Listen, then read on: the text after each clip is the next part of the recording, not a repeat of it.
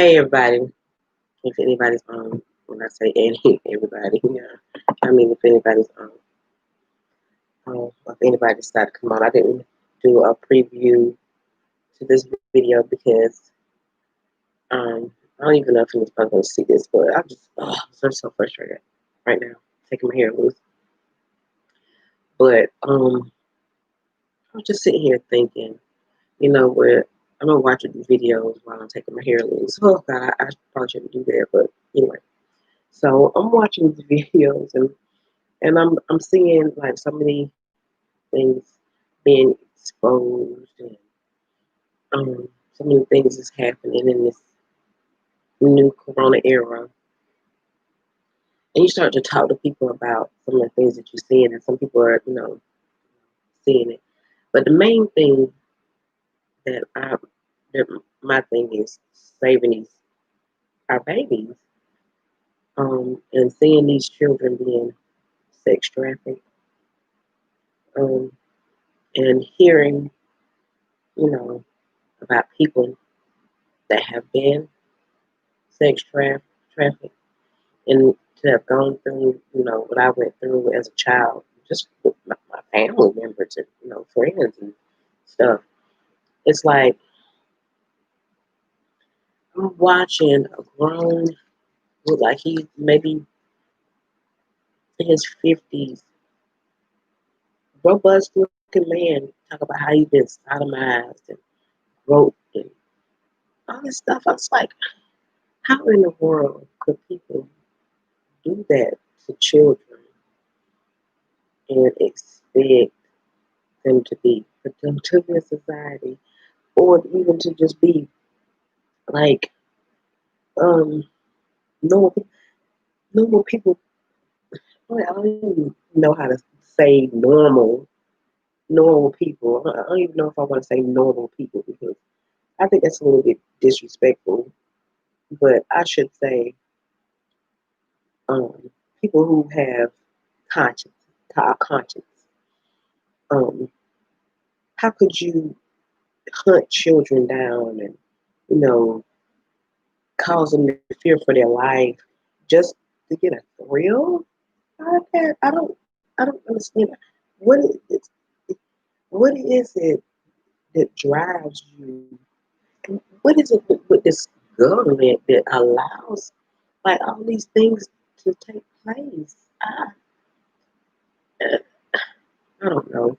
I end up naming names and all that stuff, but it's like because if I send somebody some information that is straight, giving you factual information, they're not believing it. So it's like you like sheep going toward the slaughter.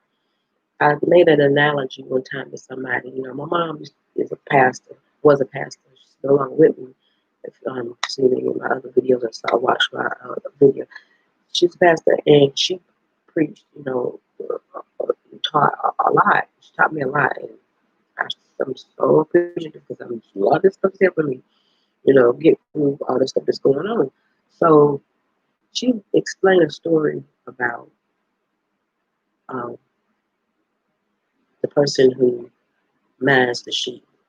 And if one of the sheep get out of line and not in the order of the rest of the sheep, and it wanders off to, somewhere else, possibly see smelt water, or, you know what I'm saying, or, but it's got to be structured. So they want it structured, which is, I don't think it's a bad thing. You want structure, but if there any sheep or a sheep goes off, especially if it's a young sheep and it goes off, that sheep is brought back. The legs are broke on the sheep, and it's put around the I don't know what the person is called. Anyway, it'll come to me in a minute.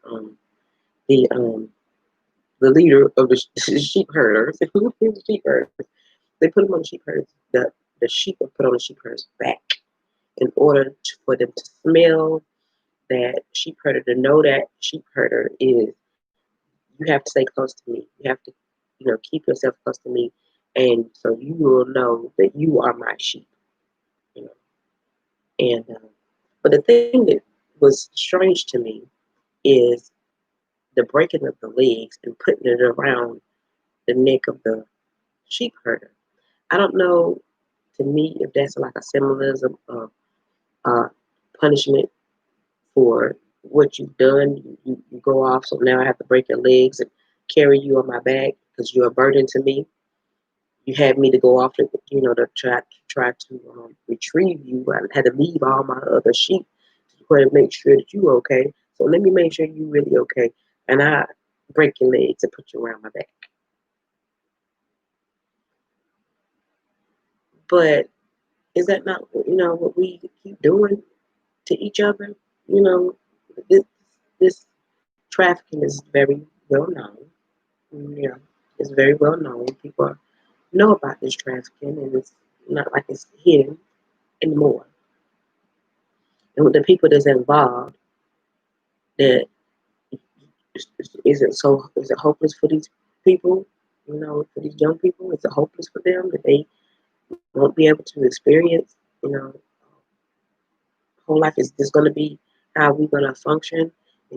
Being stereotyped and being in a position where we're told to do something and we just do it just because they said just what you're supposed to do. I don't know.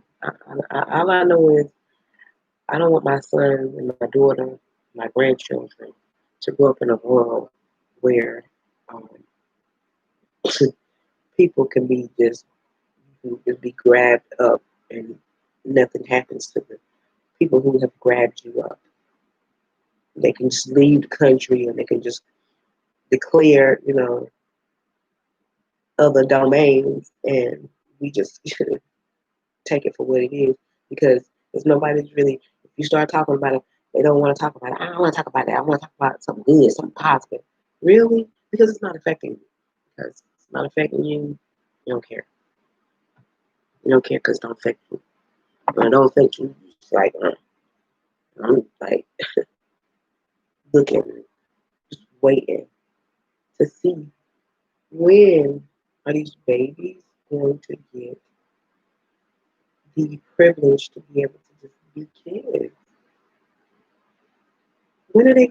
When are the children going to be able to actually be the age that they are, and not have to worry about somebody putting them in a position where they're feeling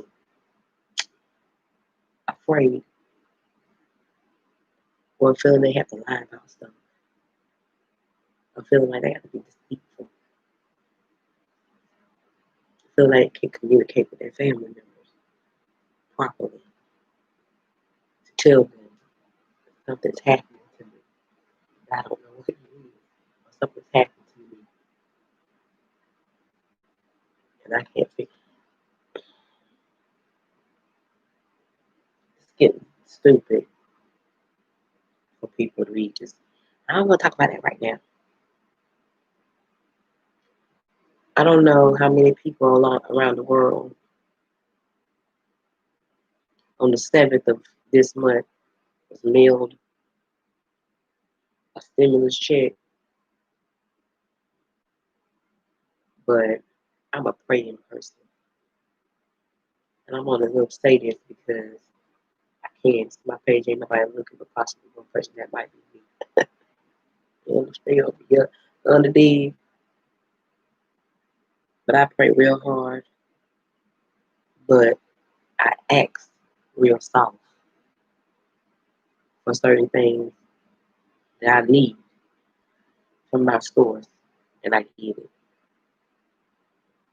So being there, the atmosphere knows what you want and what you need, and you sit back and you don't ask for knowledge and understanding. You don't ask for clarification. You never ask questions. You never say, why is this situation happening like this? What was happening before this situation happened? Because right before the coronavirus, the President of the United States signed paperwork saying he wanted to demolish sex trafficking around the world, and then Corona.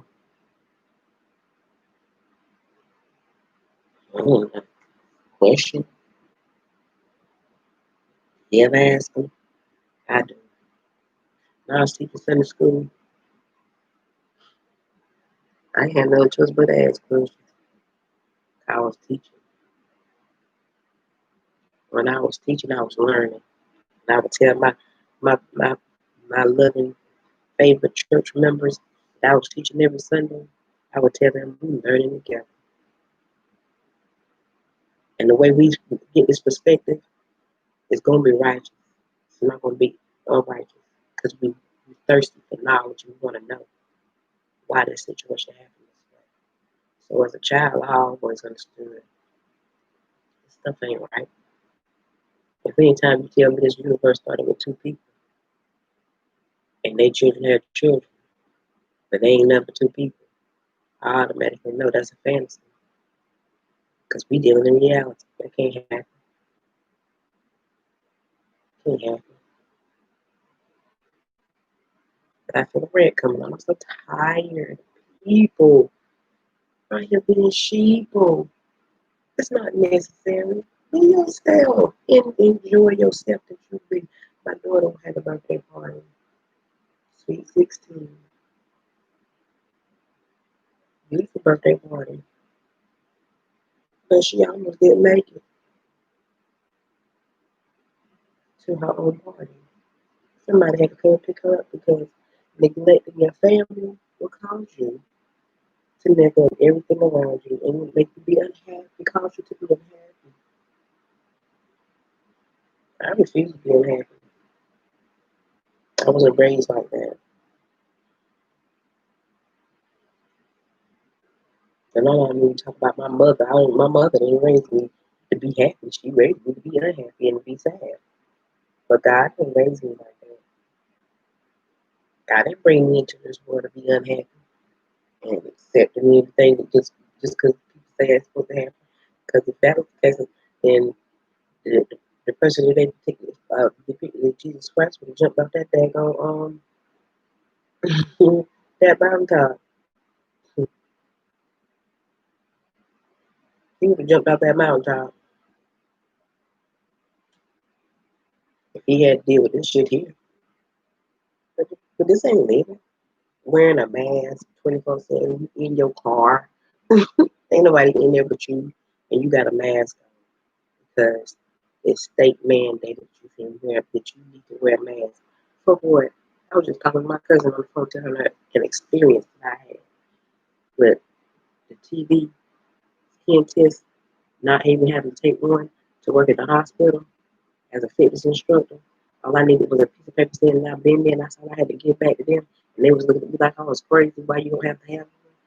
I said, I don't know. They said I have to do it. They're not doing it anymore. And all I had to do is just say, answer them, do I have any symptoms? They asked me, did I have any symptoms? I said, no, I don't have any symptoms. Oh, okay, well, you don't have to take the test. Could it be that they looked at my records and saw that I was allergic to sulfur?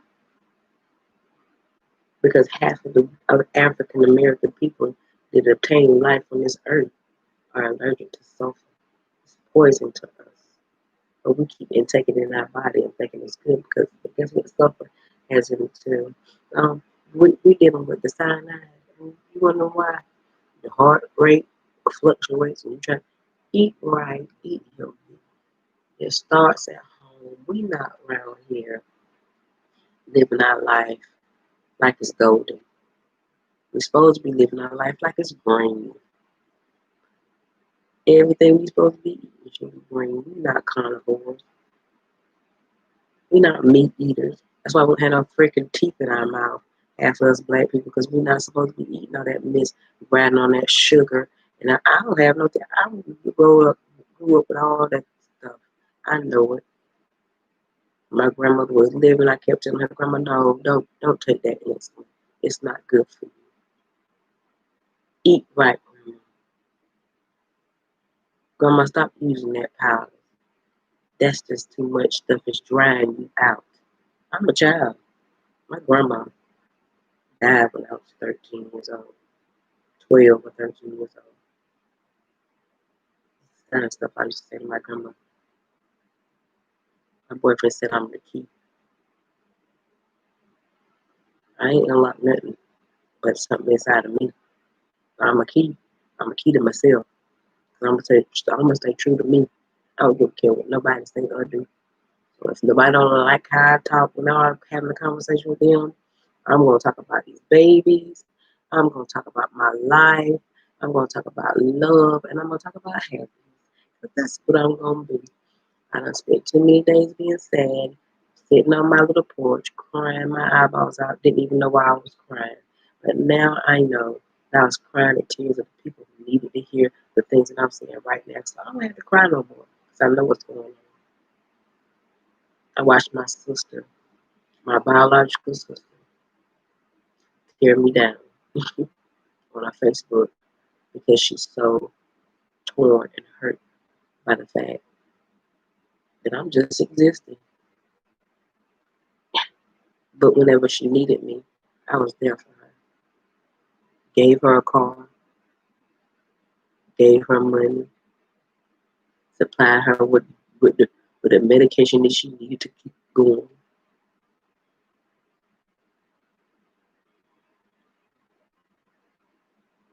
And now she won't even talk to us. I don't give a care. It's not messing up my whole life because I said I was giving to her. So now I don't have to do that anymore. So it ain't no problem for me to let go of a leech, even though the leech was my sister. I'm happy. I just wanted to get to know who my daddy was. And the fact that he raped her had nothing to do with me. I still wanted to know who my daddy was. If she can have a relationship with him, then I can have a relationship with her. She's no more special than I. Matter of fact, I was born first. So therefore, being that I'm born for first, why shouldn't I be able to have a relationship with somebody that everybody told her not to be around? Everybody told her not to do anything with. My mom begged her mother not to put her in a position where she in, like what she would that she got herself in. But she made a decision out of all decisions after everybody saying her telling her no, she wanted to do what she did. And we kept telling her no. Our father was very wrong if he did what he did. I said if he did what he did. Because he don't even remember half of his time there because he was high or drunk. And anytime we went to the house, she pushed us out of there, not to keep us from staying there, because I didn't know he was my father then. But she pushed us out of there and would say to us, he treats me like I'm his wife, as if it was a pleasure. So therefore, there are people who get involved in things just because. I do remember seeing a movie about a young man who was molesting his father. Now, his father was very, very hurt and very disgusted, and he could not do anything about it. My father said he don't even remember half the stuff that going on because he was always high and he was always drunk, and she even said it herself when we were kids, because we all grew up together. Even though I did not know he was my father, my mother and her mother were best friends. So there we go. We all grew up in the same house. Weird, huh?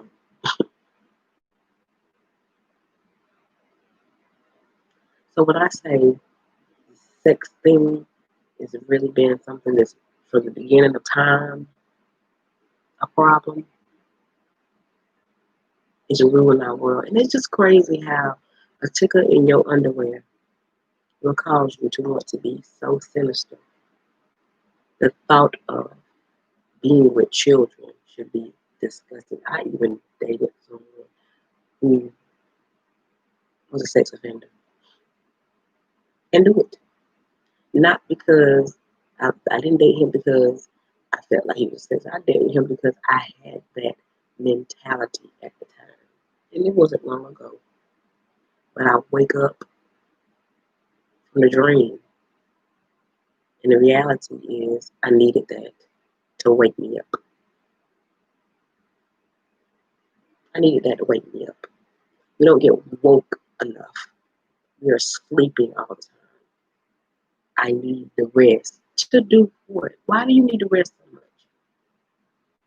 I've been working ever since I was 16 years old, and every day I've worked every job that I've been on. I couldn't stay on no more than 5 or 6 years. I stayed on a mental health job because that was the job I was supposed to be on for 10 years. That's the job I was supposed to be on because it was growing me to be find out who I am. It had nothing to do with them people that were mentally challenged. It had to do with me being mentally challenged. I was a mental challenged person. I don't have no problem in saying that. Everybody got a little crazy in them. So when you admit it, you become a great person. You become knowing of yourself. I have such knowledge of myself, and I'm learning more about me. I watch myself and my children, and I watch them. And I get so sad sometimes because they're me and I'm them, and I think to myself, they don't even understand that I already know everything you're going through. All you got to do is just come to me and talk to me. So I tell them, come to me and talk to me, and I'm talking to you just like I'm talking to this computer with one person watching. And that could be me. So I said all that to say this. It starts at home. Saving our children starts at home. And you can't stop just because your children get you upset. You can't stop because it starts getting frustrated. You can't stop because the children want more attention than you want to give them because they're striving for more and more attention. So you try to figure out, calm those children down. Let them get used to their own selves sometimes. Put them in a room and say, create sometimes. And then acknowledge the creation that they made and make them feel good about the creation that they gave. But encourage them to understand ain't nobody going to make you feel good about something you did every time you do it. But sometimes you just need to perfect yourself and tell, hey, this crappy handwriting right here, you need to fix that. Improve your handwriting skills. But no, there's no improving handwriting skills. Don't sit down and write, Johnny. No, don't sit down and write, Johnny. Go get a computer and master it. Get your tablet and stroll your fingers across it because your motor skills, you don't need them no more because you're doing this to type on the screen. No, be lazy. The good old boys don't know how to go hunting no more. You know why? Because they can't. There's so many things that they saying they can't do now. They can't even hunt natural. It's a natural thing that we have to do. We can't even go to a gym. But you go to the liquor store, you can go to the grocery store, can't go to the hospital. Even if you're sick, they gonna get you on. They gonna do this to you. What's your symptom? Okay, since your symptom ain't checked your blood, ain't checked your heart rate, they ain't shit.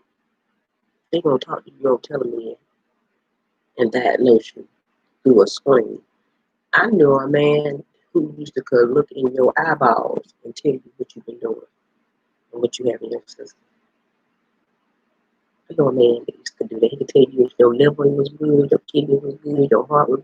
He could look in your eyes and tell you what the anomaly was in you. Half of these damn doctors can't even tell you what your name is. Ma'am, they calling you the wrong name. They calling you the wrong name over the telemed, and you expecting them to be able to help you with something. If you got a little cough, you got the coronavirus. Got a fever, coronavirus. Your eye leaking, corona. Everything. coming up along. They've been good with us, though. You can't have a bunch of daggone um, years of a virus and then all of a sudden they come out and start killing people. Why y'all don't ask no questions?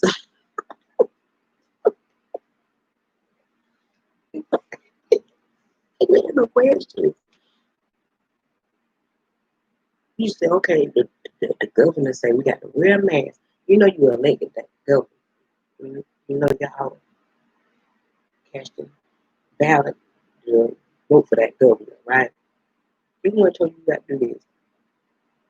You feel?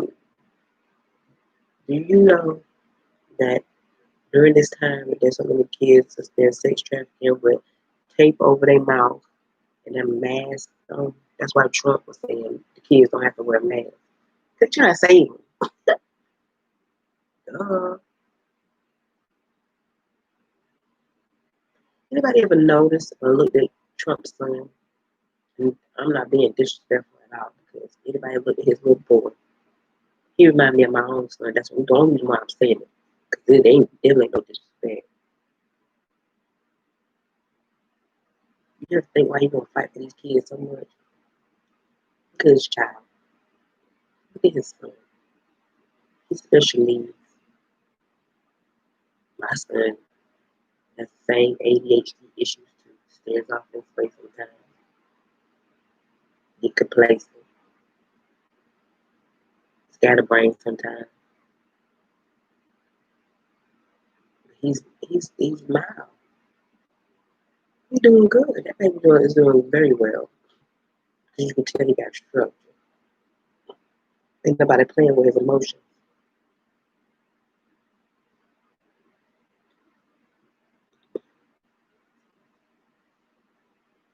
This some real stuff. And we right here playing. I ain't playing. Like, I don't have time to play. I'm gonna speak out against all this stuff that's going on. I'm gonna keep talking about it. I'm gonna keep trying to post it. Anybody hear me? They hear me. If they don't, they don't. I don't care about that. I'm ready to go. I be seeing it every day, and I be like, I live long enough to have experienced a whole lot of beautiful things. Everything I asked God for, everything I wanted to experience, I feel like I've experienced enough. You know, I ain't trying to kill myself. Don't get me wrong. I ain't trying to kill myself, and I'm not looking for nothing to happen. But if it does, it just do. I mean, it does. I'm not pressed about being here. Um, I love my boyfriend. I love my children. But if it's gonna be like this or worse in the next 5, 3, 2 years, what's the use of being here? It's not gonna be no happiness. It's gonna be, you know, things taken away from you that you shouldn't have taken away from you. It's your rights to have your own and do your own. They're taking the wound out of perfectly healthy women and harvesting it, taking it to other countries so these people can put it inside male bodies so they can feel like a woman. And I guess they want to have a period. So I finally experienced having that period. So I say, where you get all this information from? I seen stuff. I try to put it on Facebook. You don't want to read it. You don't want to get into it. You think I don't know what I'm talking about? Because I'm Stacy. I'm the Zumba instructor. I don't know nothing. My mom just said, they think you know everything. No, Mama, I just know what I know. What I find out, I'm telling everybody. Whether they want to hear it or not, whether they want to believe it or not, it's not going to make them no difference because they believe in everything they doing and they doing it well. And we do it. Okay. Because it'll affect us, you know, person to person skill. Me to you. Somebody came in my house right now and killed me. and my family, and they put a swastika on the wall, I bet you my family would even go out, protest, scream my name to the top of their lungs. I know they would. They would say, "Well, this happened because she thought she." They would have really blamed me, but them still be upset that I'm going to have and sad that I'm gone. But they would have blamed me. They would have blamed the fact that people have been pushing the narrative of racism instead of saying, "Let's talk about what's really going on." The divide and conquer, the chaos brings order. And nobody's saying nothing about that. They don't know. Because they don't look up nothing. They just looking up stuff that pertain to their life. And not seeing perverted people that said, I had a client, I'm not in mental health no more. I'm not naming anybody's name. But I had a client, I had several clients. And those clients that everything about them had to be confidential until you read their PCP. You just had to be introduced to them. Until you read their PCP and you agree to take their caseload, you don't do nothing with that person because you don't even know what's going on with them. But in my opinion, if a person is a sex offender and then did something to children, the whole world needs to know. But for their rights, they don't have rights. But this young man felt like he was a 12-year-old little boy, as I seen in another documentary. He might have been my client. Who knows? He stays here in North Carolina with his family, and they always would tell me he is. We do have a child here, but he is not allowed to be anywhere near this child. He's watched at all times when this child is around because this young man he wears a pamper, he sucks on a pacifier and a bottle, and he thinks he is a baby, or he thinks he is an adolescent boy.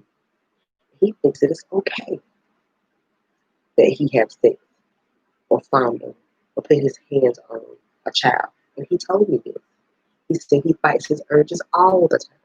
Now, mind you, this man is a grown ass man.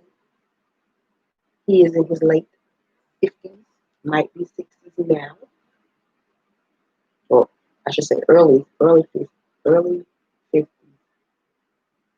possibly early to late 50s. I'm not pretty sure. I know he could very got to be in his 50s now. But this young man has a CB radio. He's not allowed to use a cell phone. He's not allowed to use the computer. But he does have a CB radio. Now, mind you, since these analog things are still in effect, he has to use certain channels on which to communicate with these people on the freaking internet. I mean, on the freaking, what you call it. Now, he still communicates with people. Now, who's to say he's not communicating with other sex offenders? Because there's so many that are not registered and that are not known. There's so many. So who's to say this young man is not still violating children? We don't know. And you probably don't care. But one day, someone will. And hopefully it won't be too late. And hopefully it won't be someone you know. So it will affect you. It starts at home. If we don't do anything about it, then we'll continue to go in the same direction for eternity. And if that's what is necessary in order for us to be maintained in life here, I'm not taking myself out there. I'm done trying to figure out if people really want to fight for these children or for this next generation of people. Because there is going to be a fight every chance they get, unless they're wiped off the face of the earth. Evilness is wiped off the face of the earth. That's what he said Jesus was supposed to have done. He bruised the head or Satan. So if he done bruised it so good, why the hell we come mad? Why is all this stuff happening? Why are all these things happening?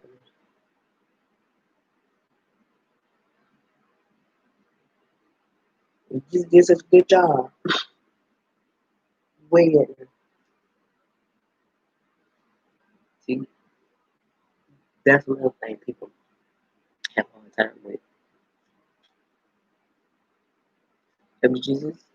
If Jesus really wanted to do what Jesus wanted to do, Jesus probably would have killed all the other people. According to, but he didn't do that. He died on the cross for the sins of the whole world, so that you will be forgiven. And we do many sins, but you still sinning every day. Going against people, family members, talking about them, not coming to them, telling them how you feel, just blatantly just being disrespectful to your elders. Don't give a shit whether you breaking their shit, tear up their shit, tear down their shit. You don't care because it don't affect you in that way. I tell you, I've been working on my son with this punishment stuff. He's having such a hard time, and I'm having it right along. Judicial Watch Obamagate U.S. Attorney John Durham official form first Obamagate crime. See, this thing right here with this child sex trafficking is not just him, and not just the peon people. It's reaching so far. The gates, open the gates. The gates are opening, and we are seeing things. And we are wanting to be in denial of what we're seeing because we're not hearing everything. We gotta hear everything, is what they people say. They never see Jesus day in your life. You see some pictures of, and been told these pictures are of a drunk man posing for Michael Anthony. You've been told this now, but you still keep talking about that Jesus. It, it, you probably, I don't know if you know this, but if you're a Mason and you got all these religious books on your table of your Masonic lodge, and all of y'all are supposed to be different entities and believing in different things, Muslims, Hindus, all y'all stuff is in there. So why? If you ain't trying to do one world, why y'all got all that stuff in one synagogue, temple, whatever you want to call it, meeting place? And I know them flies that was on my grandma's grave, because she's Easter Star. Them flies that were on her grave, those flies kept hovering over. That was the most satanic funeral I ever seen in my life, and I ain't never been dry. I've been to a satanic. My grandma stopped talking. Who I thought was my grandma, they lied to me. That one would stop talking, was trying to get me to understand Stacy is bigger than what I could do anything about it. She could shut her whole daggone mouth and stop talking. Told me she had cancer, told me she had all this stuff, but guess what? She didn't tell nobody else. I had to tell them. When she died, ain't none of them won't be there. I couldn't figure out why. Y'all hate me that much? What did I do? What did I do? Nothing. I'm just a kid. I got so many stories to tell. I'm talking about random because I'm ranting. I'm ranting. I'm frustrated. I'm tired of disrespect. People being disrespectful of themselves. And it's like nobody be disrespectful of me. It's people being disrespectful of themselves. They're just letting their minds just take them in places where you should have more common sense, in my opinion. And somebody might say, "Girl, you so judgmental." No, I'm really not. I'm really not trying to be judgmental. Well, I'm not trying to be judgmental. What I'm trying to do is I'm trying to understand for real what's going on with the mind of people.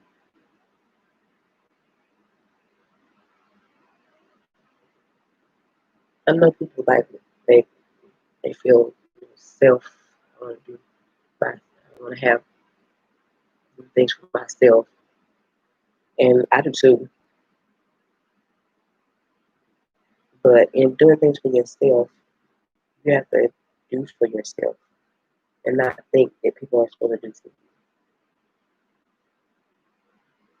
I had a client one time. It was very, very hard for her to get a grasp on her life. She was going through so many issues. And I saw myself, I mean, I see myself in a lot of things, a lot of people, but I saw myself in that young lady. And I think that's what we're supposed to do. If we see something in a person, especially positive and negative, we say, is this what I do? Is this how I am? Because it helps you out. It helps me out a whole lot. Like, it helped me out a whole lot, and it made me conscious of certain things that I do to other people. So I want to do them. I hate being disrespectful to somebody, and I want to say I apologize. I want to say excuse me, and I want to be that person because people are so getting so out of that it's like it's so sad. But anyway, a young lady, she had two little girls, and her little girls were on the verge of being taken from her. She was living with her father and I think her stepmother, but her and her stepmother weren't really getting along, so she was having such issues. But she would, call me every once in a while to get, what I'm saying. She was on my caseload, but she would only call me every once in a while because I couldn't hardly ever give up with her. So I would have to do phone conversation with her to find out what was going on with her life based on that. So we could do that in like 15-minute increments to 30-minute increments and charge it to a session. So that's how we had to, you know, get these people to make sure we get them and also establish trust. So if you got somebody that you can communicate with, you can talk to, and they're going to help you, you're going to want to communicate with them even more. So that's what my main goal was, to be accessible to this person because that was my job. So I'll communicate with her as much as possible because I saw the need in her. And I saw the hunger in her really. She was a Native American young lady, Native American and white, and sweet young lady. Her children were of mixed race. Um, their father was in jail for shooting a gun in an unoccupied dwelling um, and injuring, I think, somebody. I think it was, if I'm mistaken, then trying to my memory, it was a while ago. Um, and that's neither to me, that's neither here nor there because I was really judging them and be like, why you got a gun in the house? So I said it to her. I'm not the first type of person to be like, why would, I'm asking the question, why would you have a gun in the house? Did you know how to, did he know how to use the gun? She said, no, he didn't know how to use it. It was really a mistake. It was, like, okay, I get it. Because mistakes happen. Shit happens, I get it. But they had a children's hospital. One of the children, I think they got shot in the leg or something. So the children almost got taken away from her because of that. Because the child got shot in the leg or in the thigh or something. Some close extremity, but not life threatening. Um, so she was, like I said, she was starting to stay with her father and her step parents. And upon staying with them, they were having so many issues, so many issues, and they would argue all the time. So she would, come to me crying. Or a lot of times, her and her children would stay with other people, and they were supposed to be staying with her father. So I was trying to convince her, you have to come back here until you can get you a place to stay, and we're going to help you get a place to stay. I'm going to help you get a pussy stamp. So that was my goal. I was determined at this point. Even though, a lot of our counterpart was like, girl, you would mess with her. She is something else. I'm like, I can handle it. I got it. And because you can't just give up on people, especially whenever you get paid to service them. You can't give up on people, especially when you get paid to service them. So I was getting paid to service them. I was not getting paid pennies. I was getting paid good money. And I'm not a therapist, but I act this way if I have to, if it's necessary. And my therapist that I work for, they appreciated that because a lot of times when they got sat down with that person, they were more well rounded, and so we got rid of them a lot quicker. When I say get rid of, I don't mean we just threw out there in the world. Because I'm gonna finish this little story and then I'm gonna be off because I'm calmed down now. So the young lady began to, what I'm saying, get complacent and start doing, stupid stuff. And so I called her and look, come on now, get with the program. You either gonna do this or you're not. And so she got between a rock and a hard place, and they cut off her food stamps. What did they do that for? See, whenever you get put in a position where they cut you off and you don't have nowhere to go, all of a sudden it's either fight or flight. She got 2 kids. She can't fly. She gotta keep going. And 2 little girls was very special to her. If she didn't care about her kids, I'm sure she probably would have left me right there. She wouldn't have cared. But that girl went from house to house to house, trying to make sure she got herself together. And she lost her food stamps that time because she was from house to house between her and her dad and other people.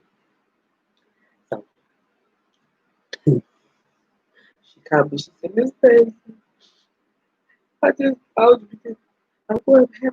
I said, what's going on, young lady? I won't give her name. What's going on, young lady?" I've been there so long ago, but I still remember her name because I still keep contact with people. See, I worked there for 10 years, but that was not 10 years ago. Okay? So it's been about 15 in between there, I do believe. But I'll never forget my people because I love them. So she said, I'm having such a hard time and I lost my food stamps. I said, where you at? I'm coming. Where the food stamps at? So she got in that car. I sat there and I looked at her. I said, what are you doing? She said, what do you mean, Miss Stacy? I said, what are you doing? Are you on drugs? Are you this? Are you that? Are you this? Are you that? She goes, no, ma'am, no. This is I'm just having a hard time. I said, okay. Now that I know what's going on, I'm going to help. Let's go to DSS. We go to DSS. She get her food stamps back. But I didn't take her shopping after she got her food stamps back. What I did, I took her on a journey of everything that she had been doing, everywhere she had been, and everywhere she dragged her children to. I took her on her own journey of her life, and I stopped her at the food stamps. And I told her, one day, it's going to come a day when they're going to tell you, you ain't getting no more food stamps ever again. Forget it. The government is putting funds on this, on this, on this, on this, and on this. That's what I said to her. I said, then what you going to do? What you going to do with yourself? What are you going to do whenever they tell you that you can't have none of the stuff that you're talking about that you can't get right now? You expected them to give it to you, and they didn't do that. You called them. You told them for what? And you told them what you was doing with it, and they still said, you didn't have your paperwork with it. And for there, you won't get anything. I just took you there and got everything you needed. Now, what are you going to do with that? I said to her. think I hurt her feelings when I said it. But she thought about it. And when she thought about it, I still worked with the young lady. I worked with her even more after that. To go get her groceries. She got into her own home. She went bought a I helped her get Section 8. I did all this stuff. And I had to get all this stuff in order. She got into her own place, and I left her. Next thing I know, I lost touch with her because you can't keep going on and on if it's an active case. She had to come back. She was going through something. She came back. First person she wants to speak to is Stacy. I said gladly. I helped her do what she was trying to do. She wanted to do her job. She went and got her job with Wendy's. I said, "You ready to be a manager? You ready to be a manager?" That's what you were ready to do. She fought that job. That job fought her. It was sick. But guess what? She became manager. Then, after that, her little boyfriend got out of prison. He came out, cut up for a little while. Then he turned around to be the emblem father that she needed. Therefore, raise her children. They still together today. I met up with them at the store. Didn't expect to see her. She didn't expect to see me. I didn't expect to see her. But you know what she said? I've been following you on Facebook. I see you on Facebook. I see you on Facebook because I didn't want to bother you. You know what? You know why she didn't do it? She didn't have to. It was a necessary. If she needed me, she'll call me. She didn't need me because I gave everything that you needed to God to move on. I wish I could do the same thing for some other people, and I wish they would listen, but she was a listener. That's the difference. And she was a learner, and she was willing to take it in and do something with it. I've been that person who was willing to do something with somebody gave me. I've said a whole lot of stuff, thinking it wasn't my time.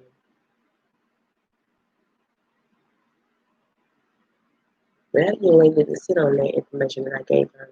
Every time I would see her, in between the time I wasn't her client, I would see her. She never let me forget. I never forget what you told me. I never forget what you said to me. She would tell me that all the time. I never forget the things that you did for me. And I'm not bragging. There ain't nothing to brag about. That's my duty. That's what I'm supposed to do. I'm supposed to be that person. We all supposed to be that person. We're all supposed to be that. I'm my brother's keeper. We're all supposed to be that. We all supposed to be each one teach one. We all supposed to be that. We all supposed to love one another. We all supposed to have patience. We all supposed to have love. I'm saying love because love has always been, I have learned that love covers a multitude of discretion.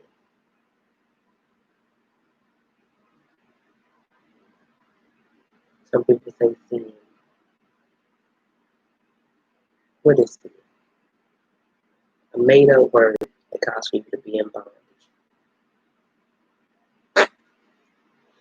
I refuse to be in bondage any longer and allow people to come up against me and say this is not the way I act, the way it's supposed to be because that's not what they know. I don't care what you want. It's not benefit my family. If it don't benefit my family, I'm not doing it. They said put on a mask. I said why? I'm I'm I'm more than 6 feet away from you. I'm not sick. I'm not coughing. I don't have a fever. I'm not asymptomatic. How do you know?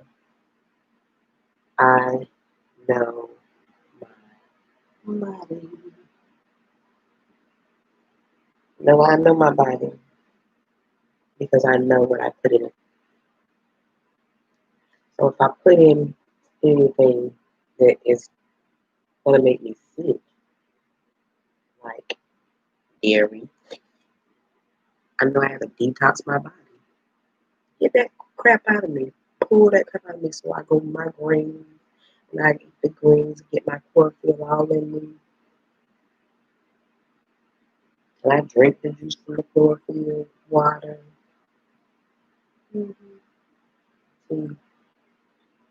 And I don't eat 24/7 when I eat.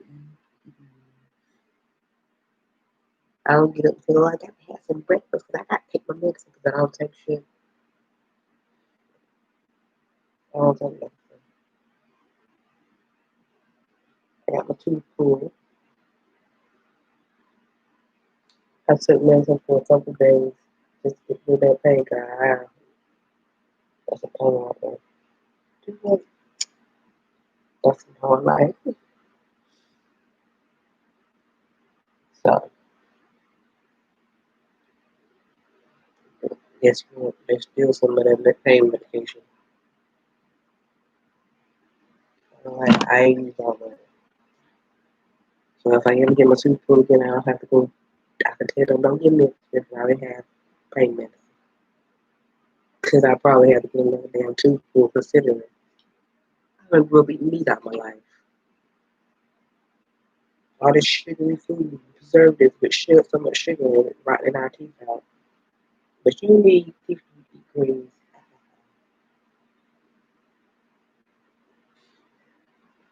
I'm not about to say you crazy, but I am not in denial.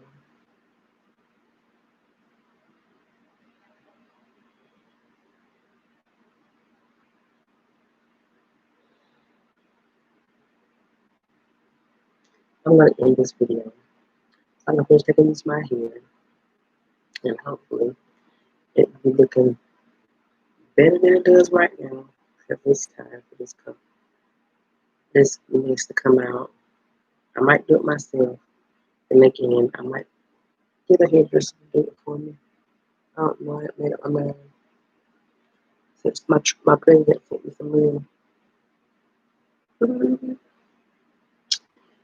Later.